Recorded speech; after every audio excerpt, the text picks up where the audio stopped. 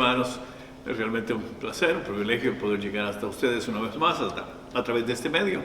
Damos gracias al Señor por la oportunidad que nos da de poder realmente llegar hasta ustedes. Reciban un saludo, todos los hermanos que nos escuchan en los diferentes lugares, en El Salvador, en Canadá, aquí en Australia. Estamos realmente muy contentos, hermanos, y estamos orándole al Señor que cada día la palabra del Señor corra y sea glorificada. Ese es nuestro propósito, y nuestro propósito también es que usted sea edificado, sea instruido en la palabra del Señor, especialmente en estos tiempos que vivimos, tiempos difíciles, tiempos de apostasía, tiempos en los cuales muchas personas se han apartado de la verdad, pero es necesario que nosotros retornemos a las Sagradas Escrituras, regresemos a la Biblia, a la palabra del Señor. En esta oportunidad vamos a hacer una oración antes de poder comenzar, y vamos a pedirle al Señor que sea Él quien nos guíe, que nos dirija en el estudio de su palabra, que abra nuestros entendimientos, que abra nuestros corazones para que nosotros podamos comprender su palabra. Padre bueno, te damos gracias en el precioso nombre de tu Hijo Jesús. Nos acercamos delante de tu presencia, Señor. Gracias, gracias. Te damos gracias por todo lo que tú has hecho en nuestras vidas, por todo lo que haces y por todo lo que tú harás.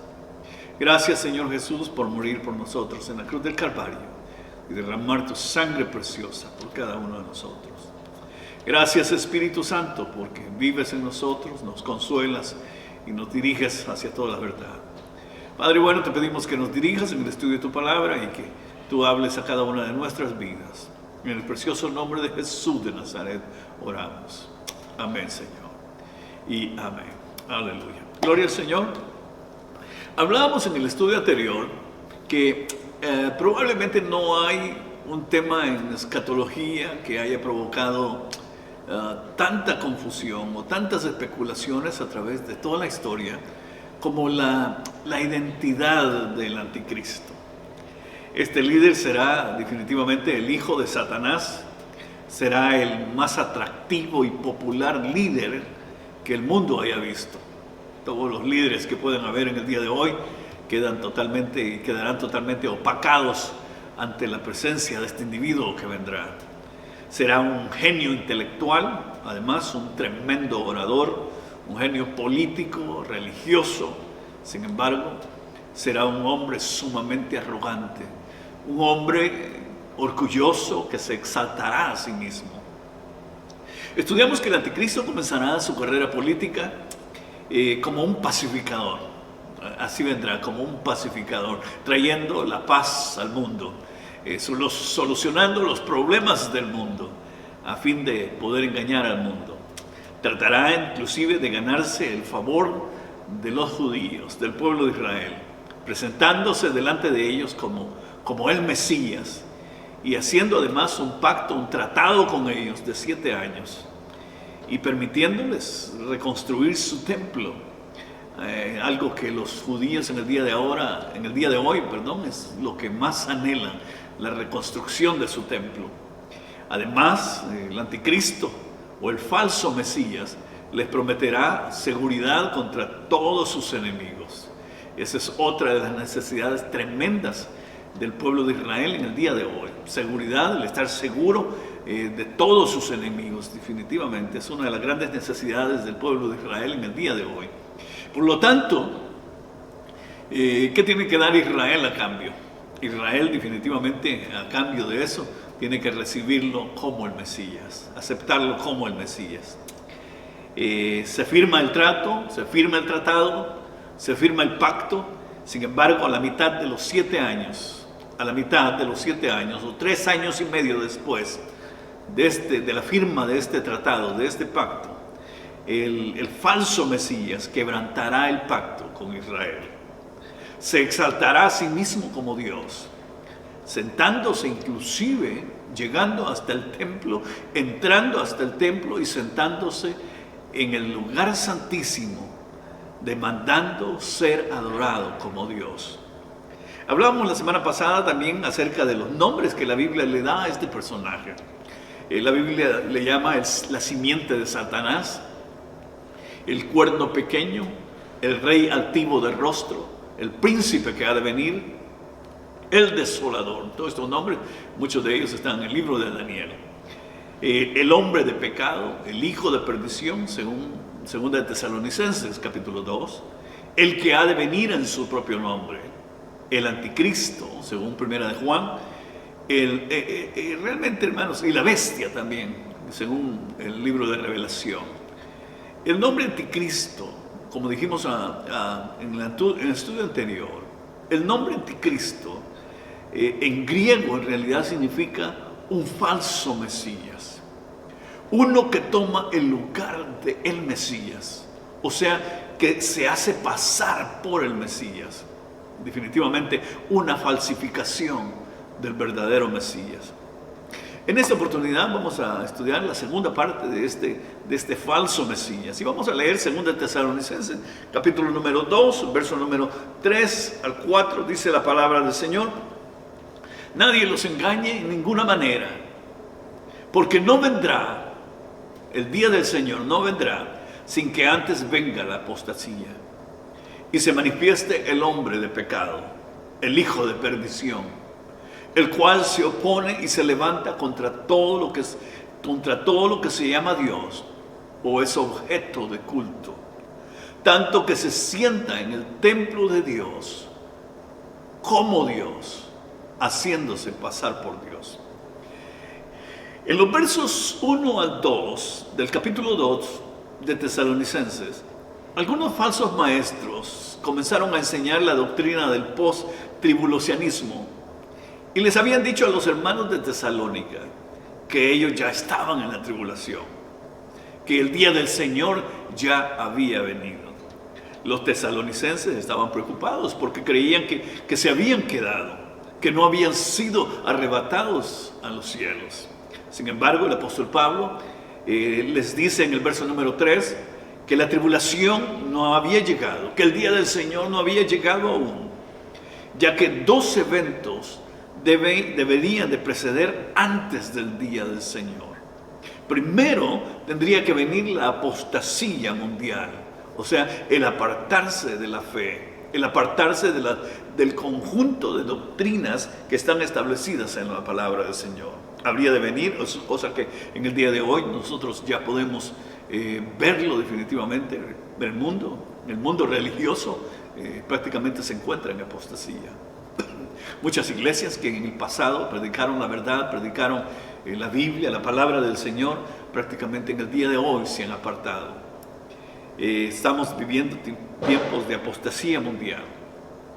Y en segundo lugar, el hombre de pecado, el hijo de perdición, debería de revelarse definitivamente al mundo.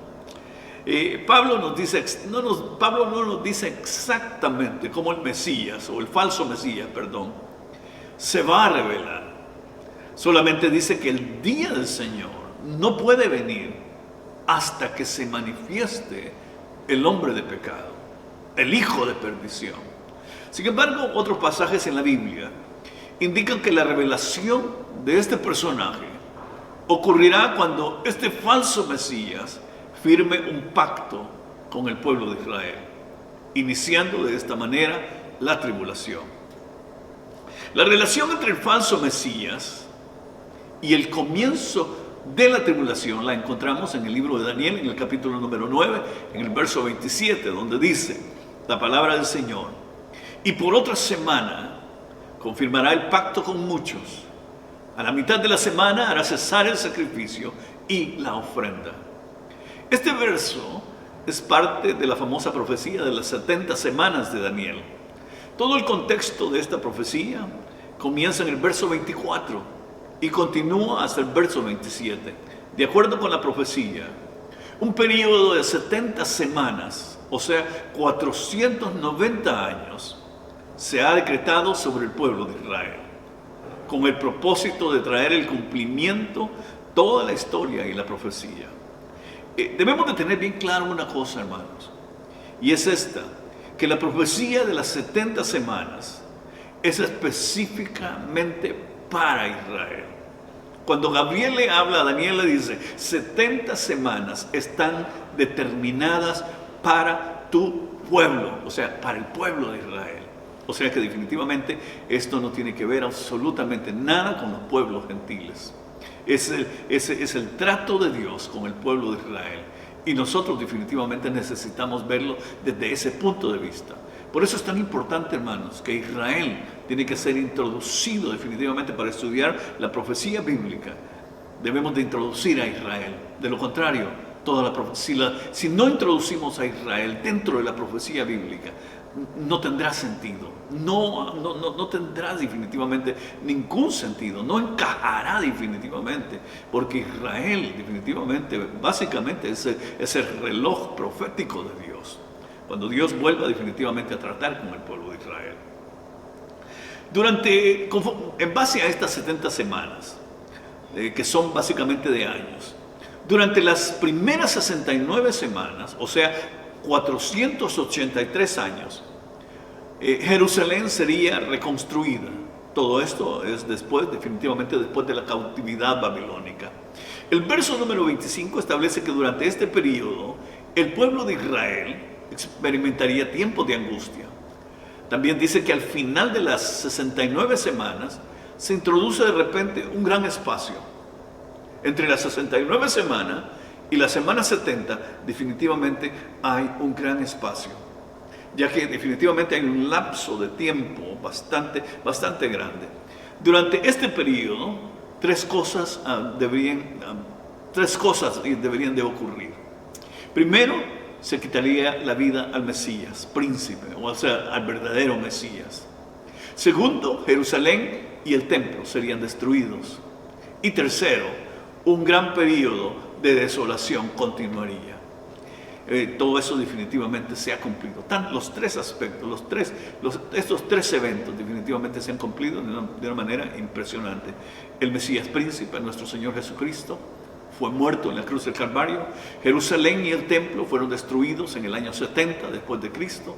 Y definitivamente durante casi 2000 años que toda la tierra prometida ha estado en un estado de desolación, mientras Israel ha andado peregrinando por el mundo. El primer evento, la muerte del Mesías, como dije hace un momento, ocurrió en el año 33 aproximadamente de nuestra era. El segundo evento ocurrió en el año 70, cuando Tito, con sus legiones romanas, destruyó definitivamente Jerusalén, destruyó el templo, destruyó definitivamente, y todos los judíos fueron dispersados por todo el mundo. Después de Cristo, la tierra de Israel fue abandonada totalmente en desolación. Las cosas realmente comenzaron a cambiar únicamente cuando Israel volvió a la tierra prometida. Y eso es realmente, hermanos, que eso es algo maravilloso, es algo que nosotros tenemos que tenerlo siempre presente. Cuando Israel llega a ser y a convertirse en un estado, en el año de 1948, nace como una nación, los judíos regresando a su tierra, y todo una vez más vuelve a reverdecer, todo una vez más vuelve a reverdecer, a cobrar vida definitivamente. Y esto definitivamente, hermanos, especialmente para nosotros que somos cristianos, esto definitivamente tiene un peso tremendo. ¿Por qué? Porque nos anuncia definitivamente que realmente Dios ha comenzado de una u otra manera a tratar con el pueblo de Israel. En el verso número 27 de este capítulo 9 de Daniel, se nos narra el único evento que hará disparar o que hará comenzar la semana de 7 años, que aún no se ha cumplido. La firma del pacto entre Israel y el falso Mesías. Eso definitivamente hará disparar la tribulación. Desde ahí comenzará a contar definitivamente. Esa semana que aún no se ha cumplido, la semana 70, comenzará a contar cuando el anticristo, cuando el falso Mesías firme un pacto con el pueblo de Israel. Desde ahí comienza a contar. La Biblia dice que a la mitad de la semana, 3 años y medio después, el príncipe que ha de venir, el falso Mesías, rompe el pacto, quiebra el pacto, hace cesar las ofrendas, hace cesar los sacrificios. Lo que nos demuestra con esto es que el templo ya estará edificado. La tribulación no puede comenzar hasta que se firme definitivamente el pacto de 7 años. Otro pasaje, hermanos, relacionado con el comienzo de la gran tribulación, lo encontramos en el libro de Revelación. En el capítulo número 6, en el verso número 1, dice de la siguiente manera: vi cuando el Cordero abrió uno de los sellos y oí a uno de los 4 seres vivientes decir, como con voz de trueno: ven y mira. Y miré, y he aquí un caballo blanco, y el que lo montaba tenía un arco, y le fue dada una corona, y salió venciendo y para vencer.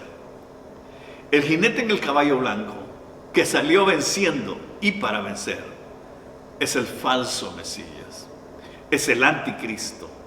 Es tan falso, miren hermanos, es tan falso que muchos, aún cristianos, creen que este jinete es el Señor Jesucristo. Sin embargo, este es el primer sello de juicio del libro sellado con los 7 sellos. Esto es lo que da origen definitivamente a la gran tribulación, a la tribulación. El falso Mesías usará el pacto con Israel como un comienzo en su afán de conquistar el mundo. Estudiamos que el anticristo comenzará su carrera política como un gran pacificador, como un solucionador de los problemas de todo el mundo.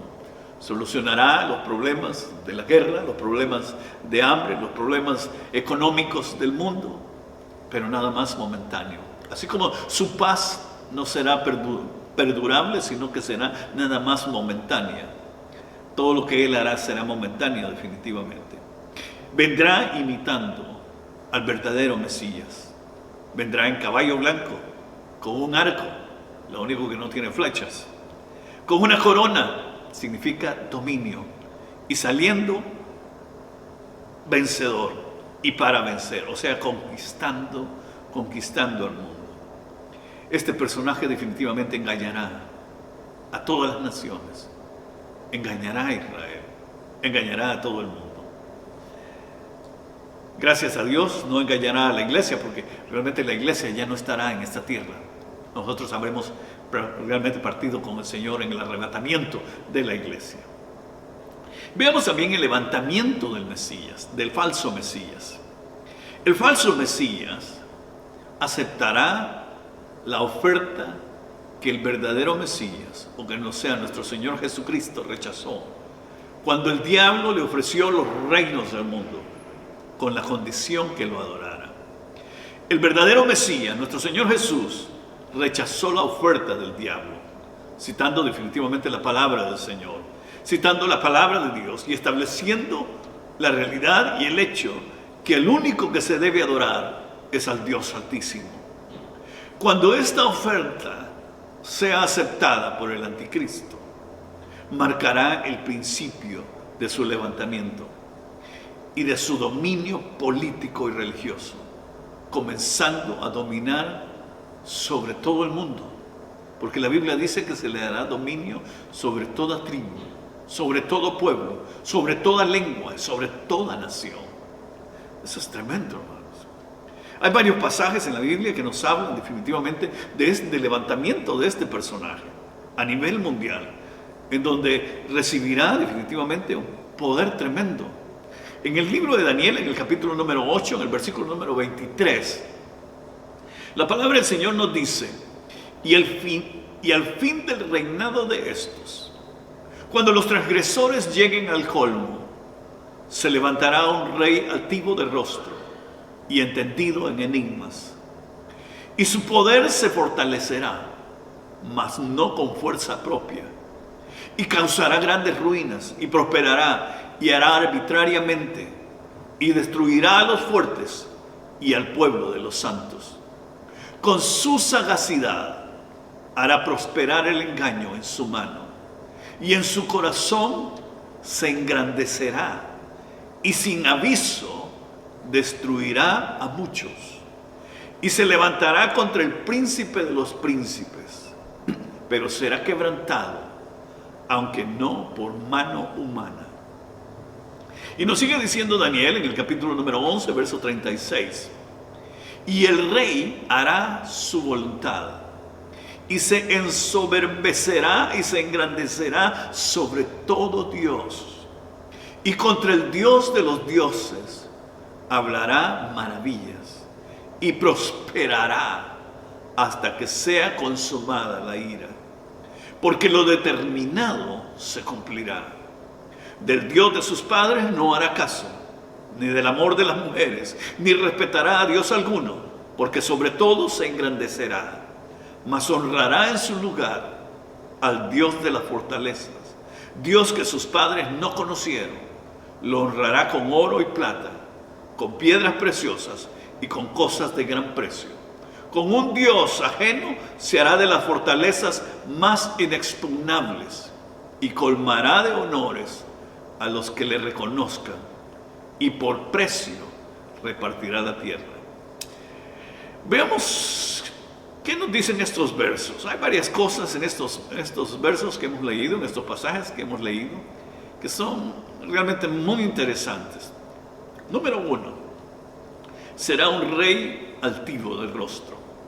Esto significa que será una persona orgullosa, una persona arrogante. Número 2, en su corazón se engrandecerá, o sea que se exaltará a sí mismo. Él se levantará a sí mismo, exactamente lo mismo que hizo Lucifer, queriéndose exaltar a sí mismo. Número 3, será entendido, dice, en enigmas. ¿Qué significa eso? Será entendido en enigmas. O sea que él tendrá conocimiento de lo oculto.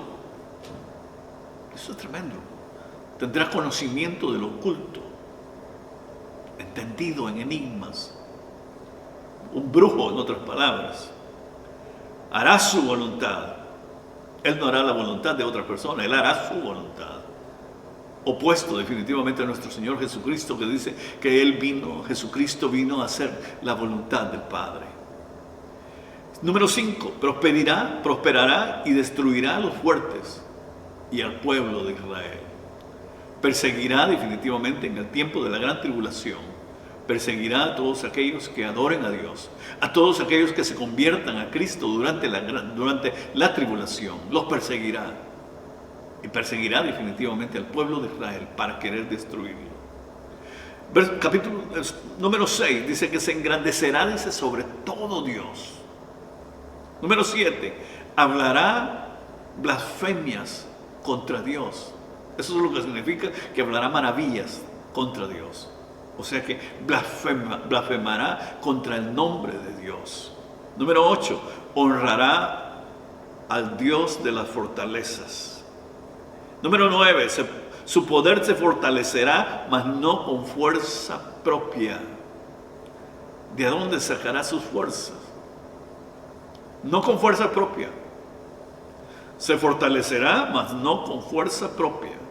Si su fuerza no viene de Dios, definitivamente viene del diablo.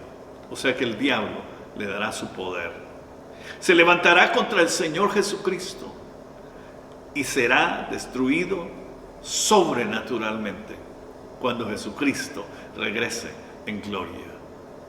Esto, hermanos, es lo que nos habla el apóstol Pablo en 2 Tesalonicenses, en el capítulo número 2. En los versos número 38 al 39, el falso Mesías estará completamente bajo el control de Satanás. Tanto así que muchos creen de que prácticamente el mismo Satanás tomará posesión de él mismo, siempre imitando definitivamente a Dios. Así como Dios se encarnó en Cristo, el diablo se encarnará en este personaje. El Dios de las fuerzas o el Dios de las fortalezas definitivamente es Satanás. Revelación capítulo 13, verso número 2 dice: y el dragón, o sea el diablo, le dio su poder y su trono y grande autoridad. O sea que realmente el diablo el Señor lo reprende en esta hora, le dará su poder al anticristo, al falso profeta, al falso Mesías. Le dará su poder, le dará su trono y le dará grande autoridad. También el apóstol Pablo nos dice en 2 Tesalonicenses, capítulo número 2. Y entonces, oigan lo que dice el apóstol Pablo, esto es tremendo, hermano. Pablo nos dice en 2 Tesalonicenses, capítulo 2, en el verso 8. Entonces se manifestará aquel inicuo, o sea, el falso Mesías, a quien el Señor matará con el espíritu de su boca y destruirá con el resplandor de su venida. Inicuo cuyo advenimiento es por obra de Satanás, con gran poder y señales y prodigios mentirosos, y con todo engaño de iniquidad para los que se pierden, por cuanto no recibieron el amor de la verdad para ser salvos. Como una conclusión, hermanos, según Israel, el Mesías será el más grandioso líder. Según el concepto que Israel tiene, el Mesías será el más grandioso líder, será un genio político de la historia, asimismo será el hombre más inteligente que haya vivido. Y dicen los judíos que usará todos estos extraordinarios talentos para promover una revolución mundial que traerá justicia social perfecta para toda la humanidad. Dicen ellos también que el Mesías verá más allá de la falsedad y la hipocresía de este mundo. Tendrá la capacidad de percibir el espíritu de las personas, lo que le permitirá conocer todo su pasado espiritual y juzgar si es culpable o no.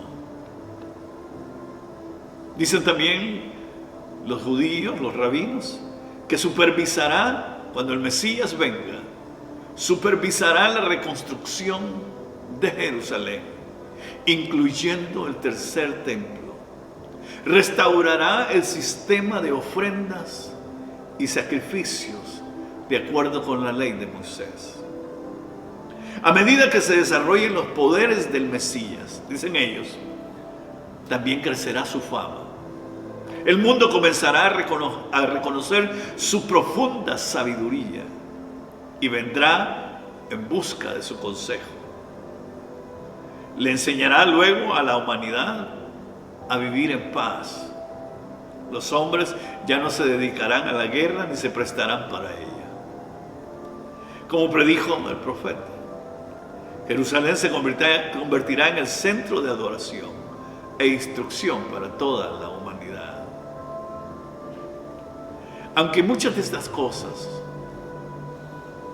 la gran mayoría de estas cosas son verdad con respecto al verdadero Mesías, el falso Mesías, el anticristo, imitará todo esto para engañar a las naciones y engañar especialmente a Israel. Según de Tesalonicenses, capítulo 2, en el verso número 11, el apóstol Pablo nos dice: por esto Dios les envía un poder engañoso, para que crean la mentira, a fin de que sean condenados todos los que no creyeron a la verdad, sino que se complacieron en la injusticia. En el día de hoy, como hemos visto anteriormente, estamos bajo la era de la gracia, bajo la dispensación de la gracia. Dios está llamando a los hombres al arrepentimiento. Dios está llamando a los hombres a que vengan a Cristo Jesús, que reciban a Jesús de Nazaret como su Salvador, quien es la única esperanza para el hombre en el día de hoy. Dios está llamando a los hombres, y Dios en su paciencia sigue llamando y dando una nueva oportunidad a los hombres para que vengan a Cristo, para que vengan a Jesucristo, lo reciban como su Salvador, lo reciban como su Señor. Esa es la verdad de la palabra de Dios. Ese es el mensaje del Evangelio en Cristo, que hay salvación solamente en Jesucristo, que hay esperanza solamente en Jesús de Nazaret. Ese es el mensaje de hoy. Gracias a Dios, muchos lo están recibiendo y lo están aceptando en el día de hoy. Gracias a Dios, nosotros ya lo hemos aceptado y lo hemos recibido y vivimos para Él. Gracias a Dios. Gracias a la misericordia y el amor de Dios. Sin embargo, hay muchos que todavía no lo han hecho. Hay muchos que todavía en sus corazones hay rebeldía, hay dureza. Y no quieren recibir el mensaje del Evangelio. No quieren recibir la gracia de Dios.